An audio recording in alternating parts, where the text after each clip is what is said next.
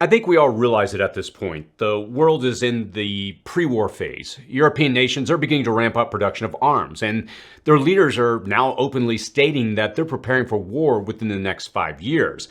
And look, this is not a drill, this is not clickbait. It's just something that I'm personally monitoring when I watch events worldwide that will impact how I prepare. And the information that we're going to cover in this video is information that's actually shaping my plans as we speak.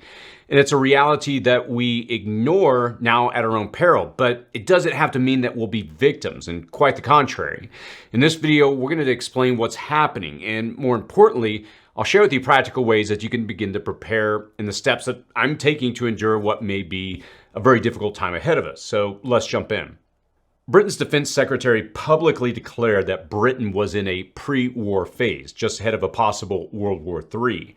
He may have said the quiet part out loud, but there's really no denying his confession at this point. He added that in 5 years, the nation could face multiple threats in multiple countries, including Russia, Iran, China, and North Korea. And you may say, so what? I'm not in the UK. And we'll talk about that a little more in a moment. Now, he asserted that the conflict in Ukraine jeopardized the global order, with China monitoring Western patience, North Korea threatening to expand its arsenal of ballistic missiles, and Iran enriching uranium to 84%. Now, uranium-235, which is an isotope used in nuclear weapons, typically needs to be enriched to a high level, usually around 90% or more, to create a bomb. And Britain has heavily supported Ukraine and remains committed to its defense.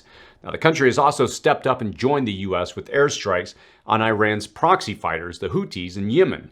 And Britain is also sending 20,000 troops to participate in one of NATO's most extensive military exercises since the Cold War. And all three branches of the armed forces will join in that 31-nation drill. And it's not just Britain escalating its defense posture and acknowledging a coming inflection point. Germany is now pledging to make its military the backbone of defense in Europe. And since the start of the Russian invasion in Ukraine, the country has gone from only donating used helmets to Ukraine to becoming a major supporter of Ukraine through NATO channels. And on Thursday, they released new defense policy guidelines, the first in over a decade. Last year, Germany initiated a significant step to address years of attrition post-Cold War by establishing a 100 billion euro special fund dedicated to acquiring modern weapons.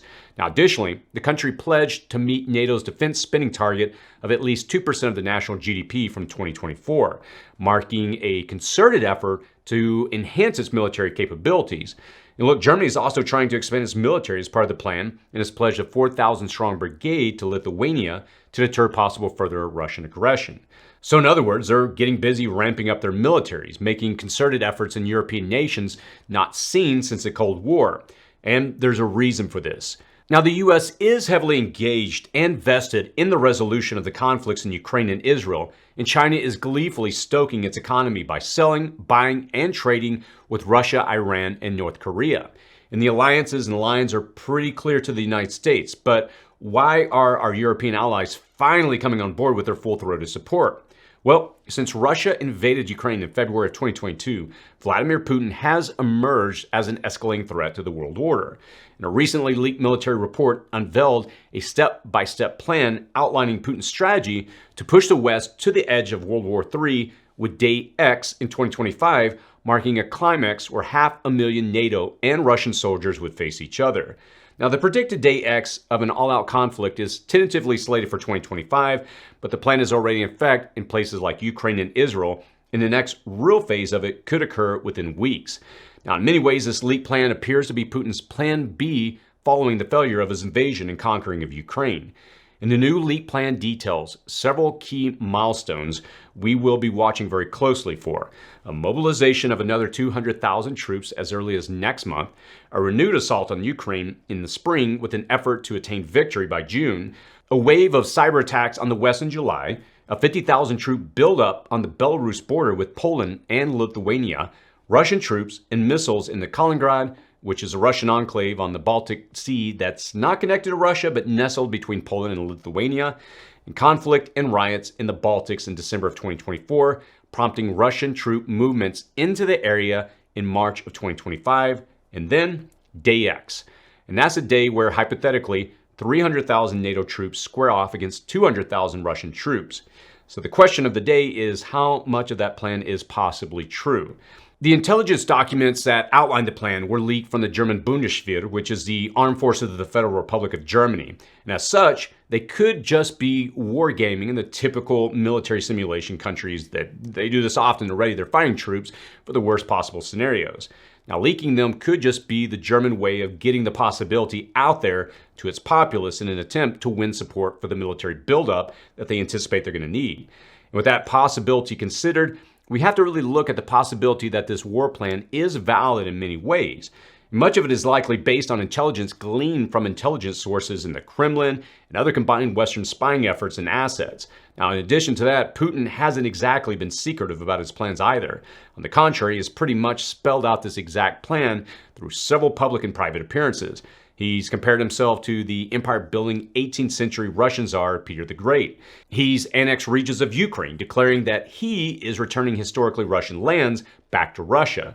Now, a leaked document from the Kremlin detailed a Russian plan to absorb neighboring Belarus. And that puts pressure on the NATO forces in the Suwałki Gap in Poland. What's not in the report are some of Putin's secret plans that we are seeing play out on the world stage even now. Closed-door meetings with the leader Ayatollah Ali Khamenei in Iran in July of 2022, with Iranian President Ibrahim Raisi in December of 2023, and several times with North Korean leadership, and multiple meetings with Chinese leader Xi. Now, is it any surprise that after China and Russia signed a no-limits partnership in February of 2022, Putin invaded Ukraine just 2 days later?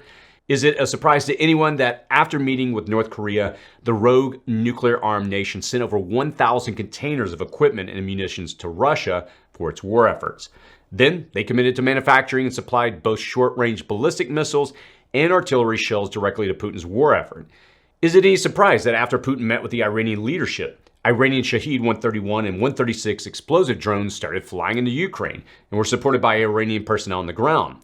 In many ways, even if the document outlining a strategy for Putin's World War III is merely a fictional war game, the evidence appears to point to the opposite, that it's based on solid intelligence and is a path Putin has been working toward for years. And after all, North Korea's economy is now gaining massive support from Russia. China benefits significantly from new oil, gas, and grain deals with Russia in exchange for adopting a passive, let-it-happen stance in response to Russian aggression.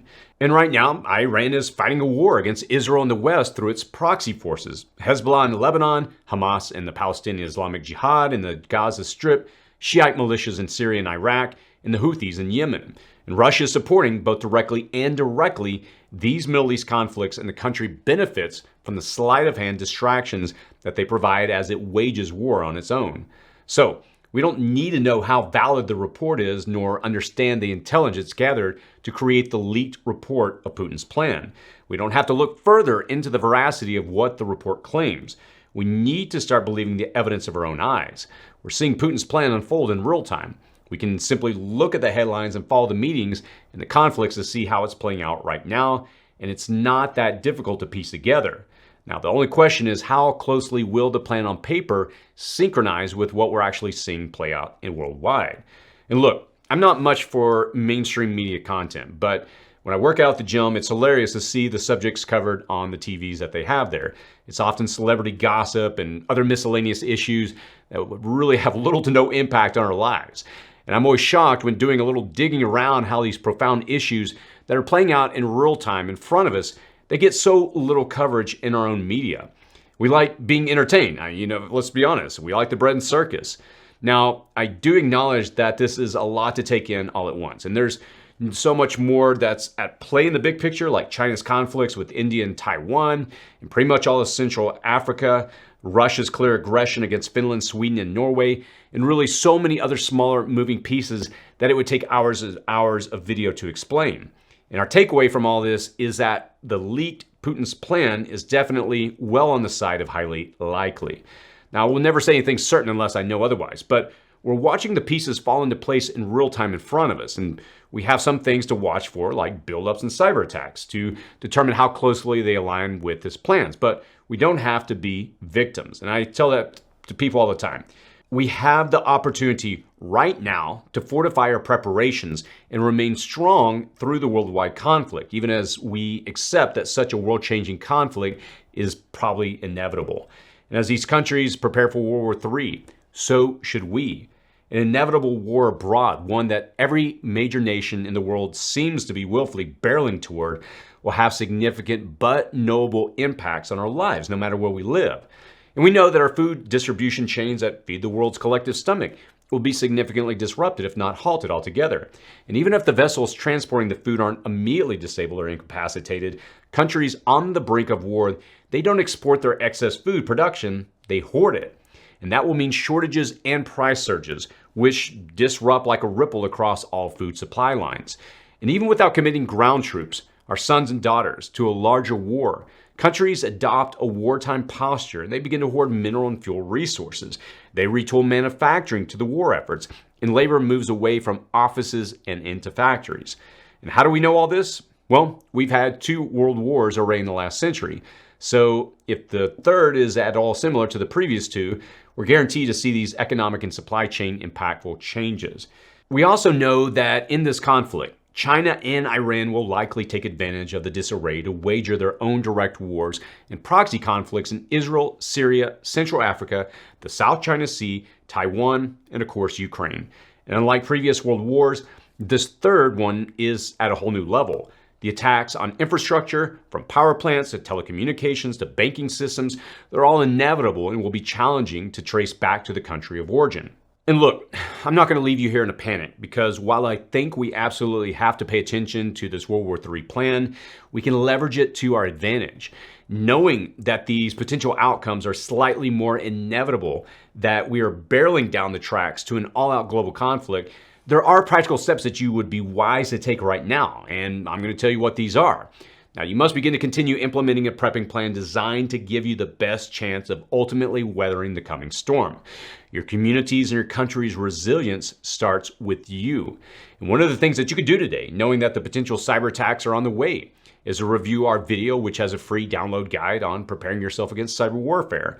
While that doesn't go into too much detail about the foreign adversaries that will be trying to propagandize you, sow division in your community, or turn neighbor on neighbor through misinformation campaigns, it will detail how you can insulate yourself way beyond the usual updating of just passwords and finance protections. Now, protecting yourself from cyber attacks also involves safeguarding and securing your water, your food, and energy sources. Now, this free guide, I recommend it also goes into that, but you should also check out our playlist specific to water. And we're going to soon release a guide for our cityprepping.com community members with more information specifically on water resources and soliciting their feedback on that guide that we plan to release in the coming months. So definitely watch for those opportunities. Now, I'll link all these resources and more in the description and comment section below. And in these videos and guides, there are solutions that you should be plugging into today. If there's even a shred of possibility that Putin's plan is about to get even more extreme and the world is heading headlong into World War III, the time to act and plug in your prepping solutions is right now. So look, in doing these videos, it's always challenging because with everything going on, as I stated in a video a few weeks ago, we're trying to pivot the channel more toward how-to practical videos. These, bad news videos, it's not my favorite to do. But when I come across any news source that I know my community would benefit from knowing, I don't mind doing a video on it. And I know a lot of you have reached out to me, messaged me in the comments sections, email, and just ask, hey, would you at least do something on a weekly basis? And we'll probably for the foreseeable future continue to do these videos on Friday or Saturday, just giving a summary of what we see, what you can be aware of. I'm not out to get you on a daily basis with bad news. I just want to give you enough information of something that may not be covered kind of in the typical mainstream media that you should be aware of. And I'm actually recording this video on a Thursday. And I say that because I'm taking practical steps. Tomorrow, I'm meeting with a realtor to look at a piece of property that, again, I've mentioned this over the last few months, that I want to transition and build an off-grid setup, a bug out location to document for the channel. And with these events playing out, the need to, it's gone from, hey, this would be a fun thing to do to, okay, I think this is a priority for the reasons that we outlined in this video with what's coming.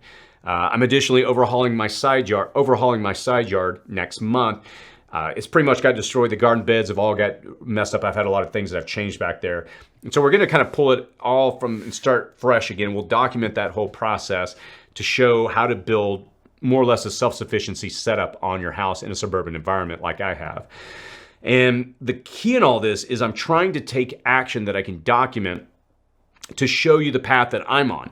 And I'll just be clear up front. I've gotten to a point in my prepping journey where I've got the basics covered, but moving into self-sufficiency is something that I'm not skilled at the moment, but I've got team members around me that are good in gardening, good in this, good in this. So as the channel grows, I'm going to be incorporating that knowledge more and more of our team to help provide information to help you in your journey. And so again, I say all this here at the end because I just want you to know, we're taking practical steps to continue to train, teach, and inform and educate you, the community. There's always going to be bad news. And, again, when we see something significant enough to let you know, we'll bring it up. But again, there's a lot that we're working on, and we're excited for this year and the next. And I hope you follow us on this journey. If you have any thoughts or any feedback, feel free to post that below. And as always, stay safe out there.